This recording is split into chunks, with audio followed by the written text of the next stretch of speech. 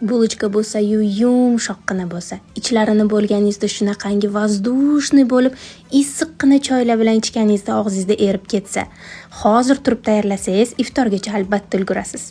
Birinchi bo'lib iliq sutimizning ustidan sifatli farman dro'jalarini solamiz. Ketidan shakar va ozgina un solib, aparamiz tayyor bo'lguncha bir pasga xonada qoldiramiz. 10 daqiqada apara tayyor bo'ldi. Ustidan tuxum, shakar, qaymoq, ozgina yog' va oz-ozdan un solib, qo'lga shunaqangi yopishadigan holatgacha xamir qilamiz. Qo'lga shunaqa yopishni boshlaganda xona haroratidagi sariyog'ni solib, yaxshilab mushlab, shunaqa qo'lga yopishmaydigan, lekin juda ham mayin xamir qoramiz va oshirishga yuboramiz.